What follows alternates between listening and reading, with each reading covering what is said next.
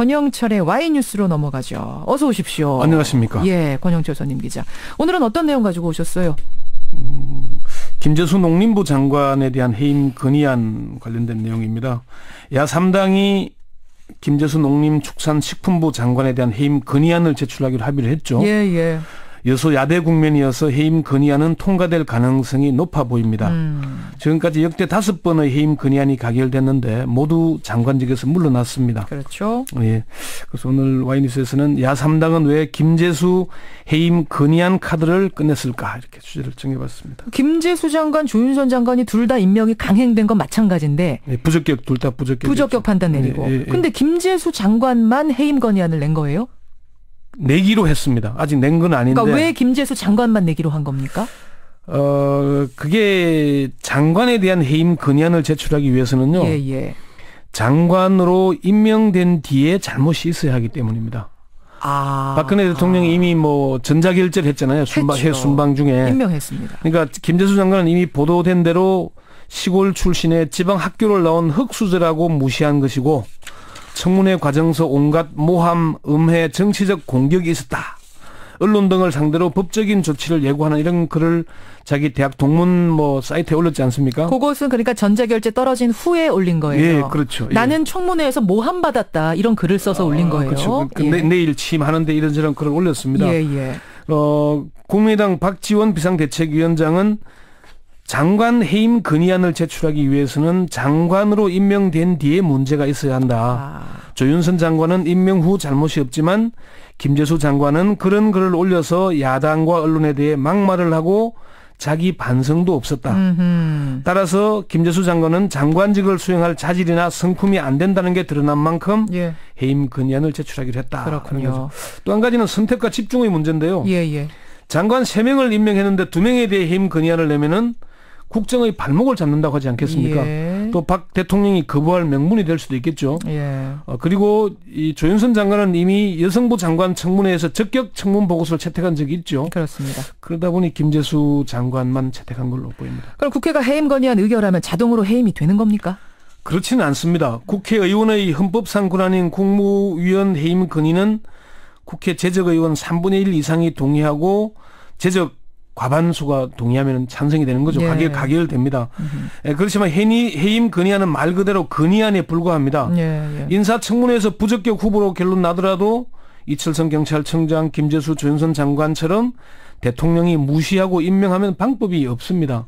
해임 건의안도 가결돼도 대통령이 버티면은 어쩔 도리는 없습니다. 예. 그렇지만 역대 5번의 국무위원 해임 건의안이 의결됐는데 장관직을 계속 유지한 국무위원은 한 명도 없습니다. 그렇군요. 박근혜 대통령이 아무리 오기 정치를 하더라도 국회에서 해임 건의안이 의결된 장관을 그대로 두기에는 정치적 부담이 너무 클 겁니다.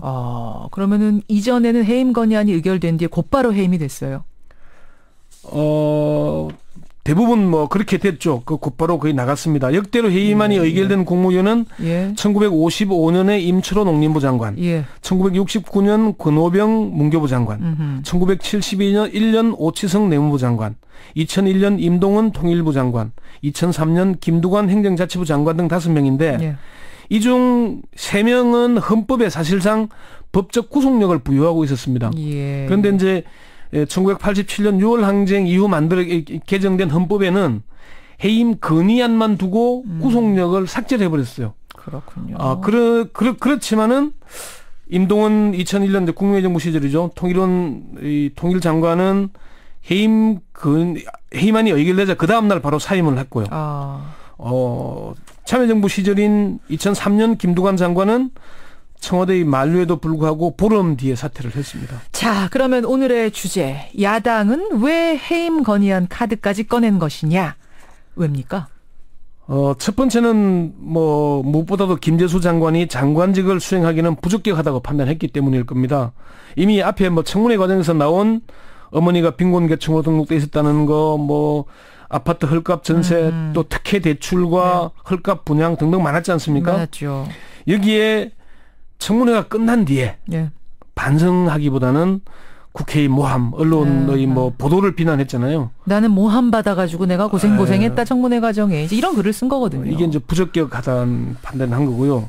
두 번째는 박근혜 대통령의 오기 정치에 대한 야당의 반박일 겁니다. 오기 정치, 예. 강행 정치에 대한 반박. 예. 더불어민주당 우상호 원내대표는 야당이 여러 차례 부적격 의견을 밝혔는데도 전자결제로 임명을 강행했기 때문에 이런 논의를 했다는 거 밝혔고요. 그러니까 야당의 협조가 전혀 필요 없다는 식의 오만과 독선이 일관되게 국정운영 방식의 줄을 이루고 있다 이렇게 비판했습니다. 박지원 비대위원장도 우병우 민정수석의 해임을 전자결제로 했다면 국민은 환영했을 것이나 국회에서 부적격 판정을 받은 장관에 대해 전자결제한 것은 대단히 잘못된 거다. 그렇죠. 어제 김현정 앵커하고 대담하면서 그런 얘기했죠. 그런 얘기했습니다. 뭐 고집불통이다 이런 얘기까지 했잖아요. 세 번째는 다수당인 야당이 할 수 있는 일이 없기 때문입니다.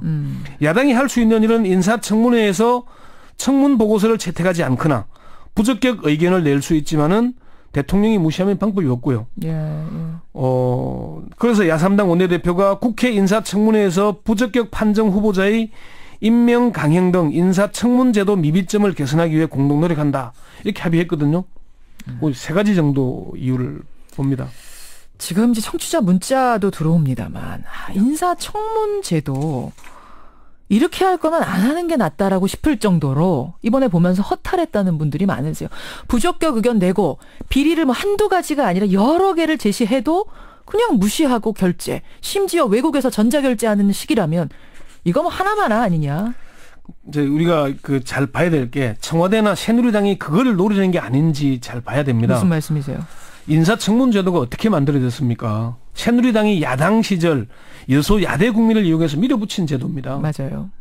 가장 먼저 인사청문제도를 한 사람이 김대중 정부 당시에 이한동 국무총리였잖아요. 새누리당이 만든 겁니다. 제도가 없을 때도 인사청문을 밀어붙였거든요. 그러니까 자기들이 만들었는데 박근혜 정부 들어서는 인사청문회 제도를 무력화시키는 의도인지 모르겠지만은 함량 미달의 후보를 내세우고 청문회에서 부적격 의견이 채택돼도 그냥 임명을 합니다.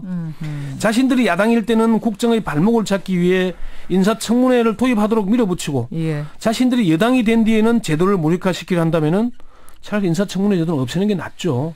그러게 말입니다. 그런데 이명박 정부에서는 이 정도는 아니었습니다. 함량 미달로 판단이 되거나 후보자가 거짓말을 한 사실이 드러나면은 새로운 후보를 내세웠잖아요. 그렇죠. 국민을 두려워해야 됩니다. 국민을 두려워해야 된다. 왜 야당은 김재수 장관에 대해 해임 건의안을 제출했는가? 그 행간 이면 읽어봤습니다. 권영철 선임 기자 수고하셨습니다. 네.